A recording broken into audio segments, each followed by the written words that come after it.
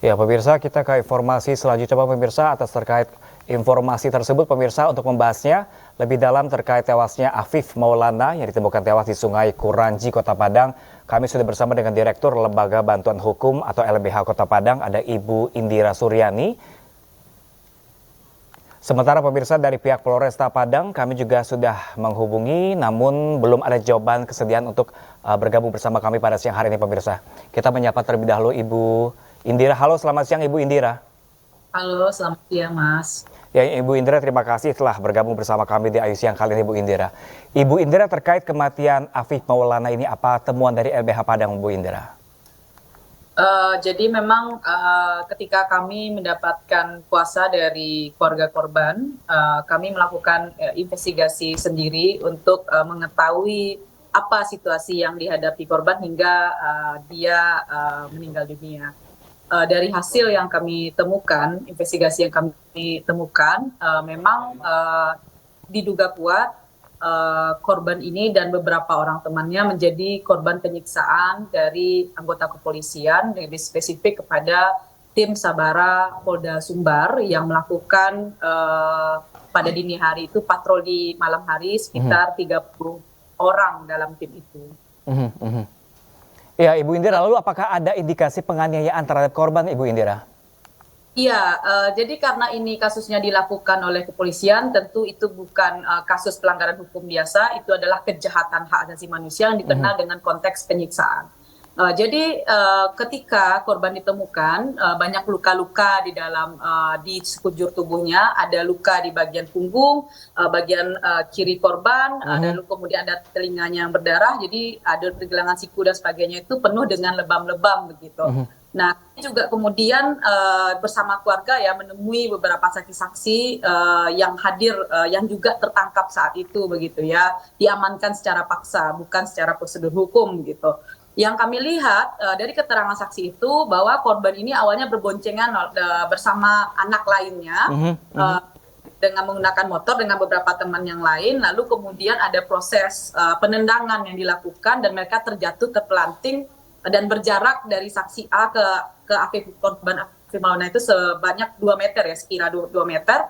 Lalu kemudian saksi A ini dikerumut sama anggota kepolisian dan dia melihat waktu itu korban ini sempat dikerumunin oleh polisi begitu, tetapi dia juga diamankan dan itu terakhir kali dia melihat begitu korban digerumutin oleh polisi itu dibarengin begitu dalam bentuk berputar gitu, dan dia juga dibawa waktu itu ke salah satu yang kami duga itu kepolisian sektor Kuranji, jadi diamankan di situ. Kami juga mengembangkan banyak bertemu dengan banyak saksi-saksi saat itu, terutama saksi anak. Kami juga menemukan bahwa bukan hanya Afif, bukan hanya saudara korban Afif Maulana yang menjadi korban penyiksaan di kasus ini, tetapi juga ada 7 orang lainnya yang kami identifikasi clear mereka menjadi korban penyiksaan dan mereka saat ini sedang dalam kondisi luka-luka juga.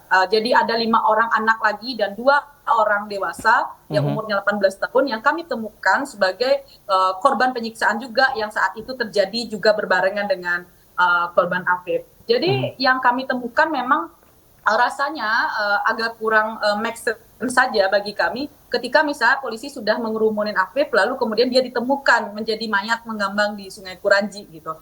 Dugaan kami di awal ini adalah, hipotesis kami adalah bahwa Afif Maulana itu kemudian mendapatkan tindakan penyiksaan yang kejam, yang tidak manusiawi, kemudian dia menghembuskan nafas lalu kemudian untuk alibi supaya tidak ada proses pertanggungjawaban hukum, dibikin alibi seolah-olah kemudian korban ini bunuh diri. Sampai saat ini kami masih menunggu proses otopsi sebenarnya, dan kami sangat berharap kepolisian itu benar-benar transparan dalam kasus ini, membuka terang kasus ini dan tidak menutup-nutupi kesalahan-kesalahan yang dilakukan oleh anggota kepolisian begitu. Karena keadilan buat korban adalah suatu hal yang harus kita berikan, bukan hanya untuk korban Afif tetapi juga untuk korban-korban lainnya yang mereka juga disiksa saat kejadian itu. Ya, Ibu. Ada berbagai kasus ditemukan dalam proses penyiksaan. Ibu Indira, sudah sempat bertemu dengan para korban yang selamat, Bu Indira? Kami sudah sempat bertemu dan jujur saja saat ini tentu korban dalam kondisi ketakutan. Dia pengen ada jaminan perlindungan lebih untuk mereka dan mereka sedang proses pemulihan. kami melihat langsung bagaimana kemudian para korban ini juga menderita pukulan ya. Jadi ada yang kepalanya itu seperti terpukul oleh rotan, lalu kemudian ada lebam-lebam di tubuhnya, lalu kemudian ada sulutan rokok. Dan mereka juga mengatakan beberapa hal mereka juga disetrum begitu. Bahkan ada pernyataan korban ke kami waktu itu ketika kami tanyakan, kami cukup terkejut ketika misalnya anggota kepolisian itu meminta menelan air ludah dari anggota kepolisian supaya mereka patuh begitu, lalu kemudian diminta juga dengan bercandaan memaksa gitu dengan untuk melakukan ciuman sejenis begitu, dan itu membuat kami cukup shock begitu ketika proses-proses ada proses pengamanan, ada tuduhan yang tidak berdasar itu, lalu kemudian dilakukan penyiksaan dan juga ada dugaan kekerasan seksual dalam situasi itu begitu. Oke, Ibu Indira, ini korban-korban yang selamat yang sempat Anda temui ini memang adalah orang-orang yang memang ikut tawuran saat itu atau seperti apa, Bu Indira? Tidak, jadi ceritanya teman-teman ini berkonvoi motor ya, jadi mereka berkumpul pakai motor, sebelumnya mereka sempat makan bersama begitulah. Karena waktu itu malam minggu, ini anak-anak remaja, masih level remaja, anak SMP, SMK, dan juga kemudian masih di level-level di bawah 20 tahun, mereka berkonvoi begitu ya, bermotoran dengan beberapa teman-temannya begitu. Memang dalam proses penyiksaan itu kami menanyakan pengakuan apa yang ingin dimintai oleh tim Sabara Polda ini kepada kami. Gitu. Mereka mengatakan kami diminta mengakui kami akan tawuran kakak gitu. Kamu tawuran di mana? Kamu geng siapa begitu. Memang ada tuduhan-tuduhan seperti itu. Kemudian paksa teman-teman ini untuk mengakui mereka akan tawuran. Tetapi malah tidak ada proses tawuran yang terjadi begitu. Dan kemudian Bu Indira, iya, Bu Indira, ini polisi juga menunjukkan barang bukti sejumlah senjata tajam termasuk celurit. Apakah ini milik para korban yang Anda temui atau seperti apa, Bu Indira, dari pengakuan mereka? Jadi memang kemudian banyak proses pengamanan saat itu. Lalu kemudian kami tanyakan ke beberapa saksi yang kami temui itu, apakah kamu membawa sajam begitu? Memang mereka katakan tidak membawa sajam. Mereka yang kemudian waktu itu dibebaskan jam 10 pagi itu, jadi dari setengah 4 kejadian itu, dini hari, lalu jam 10 pagi mereka dibebaskan semua gitu, karena mereka tidak ada sajam gitu. Tetapi harusnya kalau ingin melakukan proses hukum, tentu saja ini anak harus memberikan perlindungan lebih terhadap anak, bukan dengan cara penyiksaan. Siapapun tidak boleh disiksa oleh polisi dalam proses penegakan hukum gitu. Iya, Bu Indira.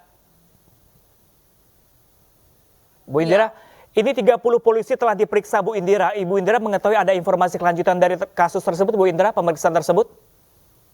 Jadi kami kemarin datang bersama keluarga korban, ibu, ayah, kakek, nenek, dan semua anggota keluarga datang ke Polresta Padang untuk meminta informasi sejauh mana kasus ini progresnya begitu. Memang ada beberapa hal yang masih progres yang masih lambat, misalnya otopsi saat ini belum juga didapatkan dari dokter forensik, dan juga kemudian masih diperiksa saksi-saksi dalam peristiwa ini, dan kasus ini masih dalam tahap penyelidikan. Nah, untuk sebenarnya kemarin keluarga juga menyampaikan kepada Polresta Padang, kami berusaha untuk percaya dengan proses hukum yang sedang dijalani ini, karena kami tahu Polda Sumbar itu tentu atasan dari Polresta Padang, tapi ke siapa lagi keluarga korban ini meminta keadilan. Ini peristiwa tentu saja menaruh banyak kecurigaan, karena yang diduga melakukan itu adalah anggota kepolisian dan yang memproses juga polisi. Tetapi kami mendatangi polisi kemarin untuk mengatakan kami ingin kasus ini dibuka secara terang, akuntabel, dan kemudian tidak ada yang ditutupi, dan memberikan pertanggungjawaban hukum bagi matinya anak kami gitu, Afif Maulana, dalam peristiwa ini. Oke, baik. Tetapi keluarga meminta prosesnya dipercepat gitu. Prosesnya baik, Bu Indira. Tahu bahwa kepolisian juga sedang mengebut itu, dan kita saat ini bagaimana bersama keluarga korban benar-benar juga membantu proses penyidikan yang saat ini sedang berlangsung di Kepolisian Resort Kota Padang. Oke, baik Bu Indira, terima kasih banyak Bu Indira. Sayang sekali waktu kami terbatas, Bu Indira. Terima kasih Ibu Indira, EBH dari Kota Padang. Kami masih menanti update terbaru dan informasi dari Anda. Terima kasih banyak Ibu Indira telah bergabung bersama kami di Ayu Siang.